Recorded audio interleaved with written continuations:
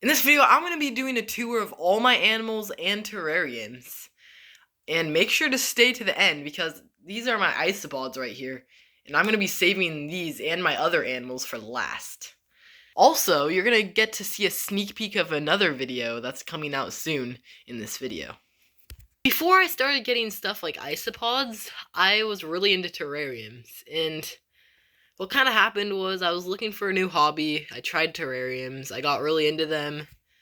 And then, because I tried terrariums, I found out about isopods, which can go in terrariums, at least sometimes. That led me to finding that isopods actually make fun pets. And then once I got into isopods, that kind of got me just in general into the hobby of exotic pets. But anyways, this is the first terrarium we're going to be looking at. Basically, this technically isn't my terrarium, or it wasn't. Because while I was really into terrariums, I taught someone how to make one, and this is basically what they made, and they gave it to me to, like, take care of and stuff. So, basically in here we got wood sorrel. So this terrarium was actually made for free.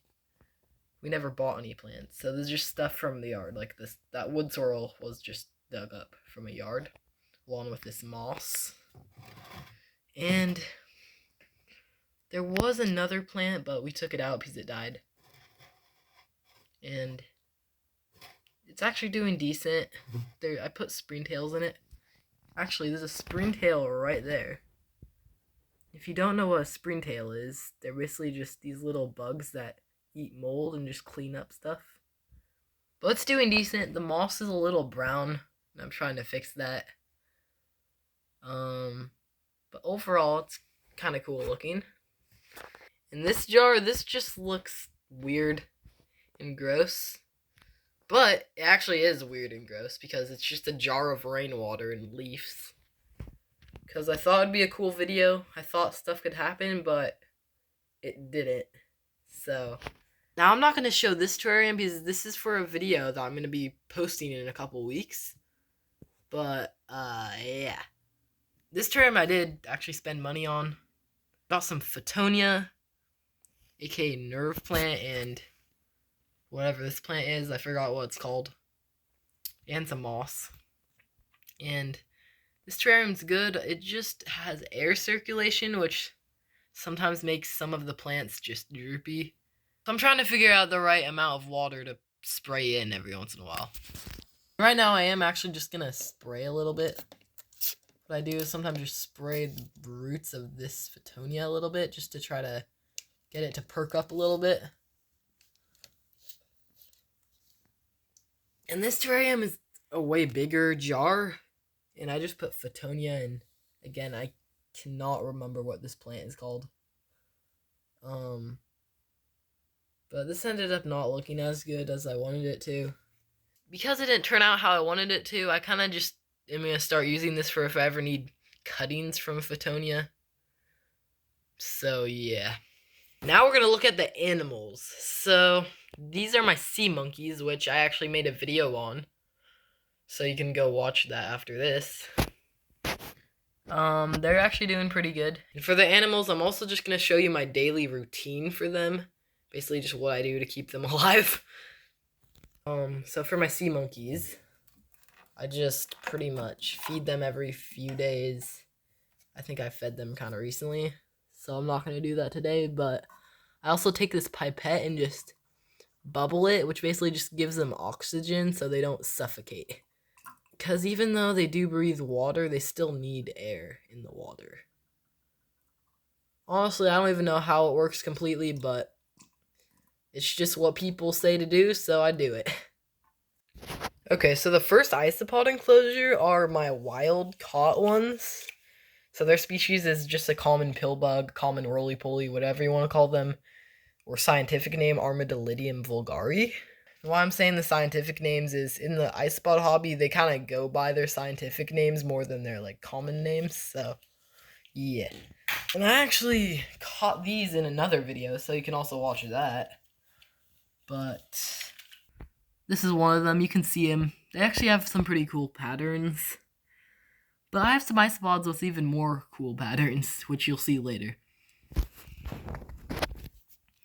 But I think I have 4 in here, if I'm correct. But yeah, basically what I do every day is just take this spray bottle and just spray the moss a little bit, spray the corners a little bit. Oh yeah, I forgot I'm going to be feeding my isopods too, so.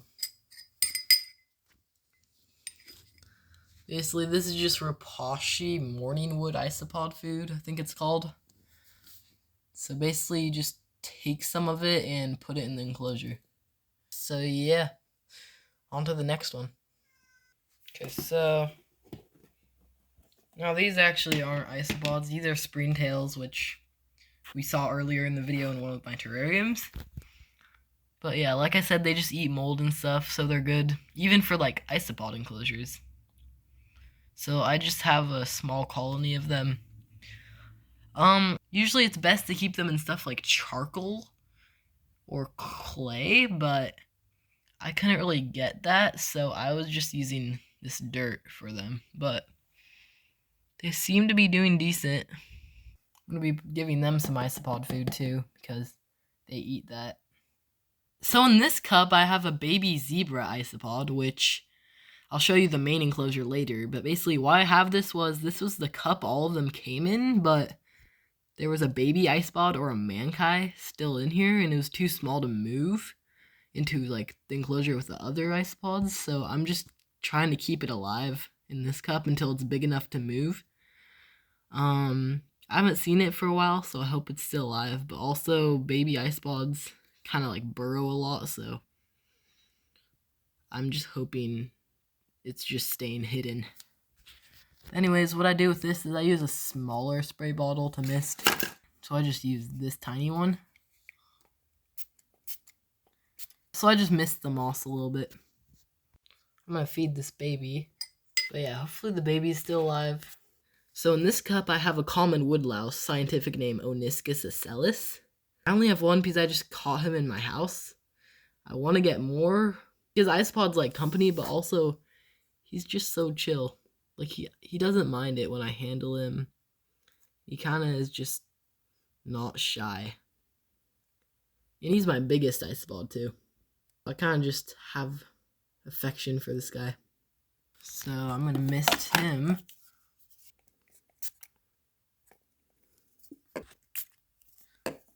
And give him some food. Since he's just the only one in here, I'm giving him less. And look at him, he's trying to climb out of the cup. Wait a second. He does this. I feel bad that there's not much space for him. So I probably will upgrade his enclosure at some point. But yeah, I just love this little guy. Okay, now from the last animal of the video are my zebra isopods. I'm just gonna mist the mossy area, mist the corners a little bit.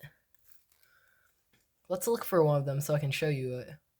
Okay, so here's one of them. You can see why they're called zebra isopods, because they have black and white stripes. But yeah, I just think these are really cool to have as pets, and I'm hoping to have babies at some point too. I definitely feed these guys the most out of all my isopods because there's 12 of them in this enclosure, and the springtails I have in here just to clean stuff up also eat this. Anyways, that's it for today, and if you enjoyed the video, I'm glad. Make sure to leave a like, and at least consider subscribing because I'm have even crazier videos coming out, and I'm looking to add a new pet to my collection, even kind of more exotic and more crazy than even these little isopods. So, make sure to stay tuned.